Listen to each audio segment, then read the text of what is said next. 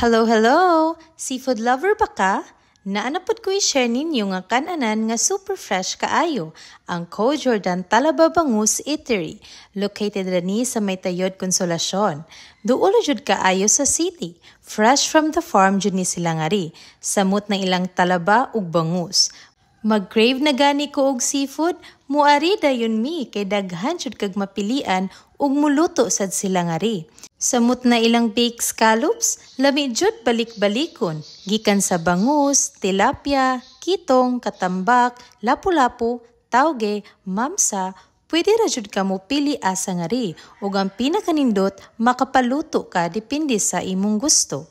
Sama sa sugba, tinola, kinilaw, fry, or sweet and sour. Sa pasayan, lambay ug alimango, pwede sad nimong ipaluto nga garlic sauce, steam or buttered garlic. For me, lami jud ilang buttered garlic kay sauce pagani, ulam na. Char! Sa shell foods, naapod sila ngari, scallops, anikad, tahong, lato, saang, ug uban pa nga pwede i-bake or isugba. Ug kani jud ilang specialty nga di nimo kaayo makitaan sa syudad, ang fresh talaba. Unlimited talaba jud sila ngari og 150 pesos ra ang per kilo nga pwede sad mag-bake, steam or sugba.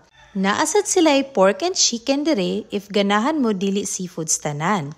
If wa pa mo kabisita and ganahan mo fresh seafoods, bisita na mo ngari.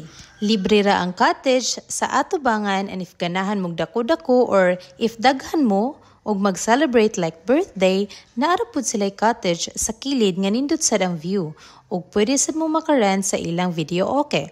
Ug isa po di ay guys, if ganahan mo mag-fishing, naapod sila ngari. Ang makuha ninyo like tilapia, pwede ra nimo ipatimbang, paliton, o pwede sa ipaluto. If ganahan mo try mamasol, ari lang jud mo ngari.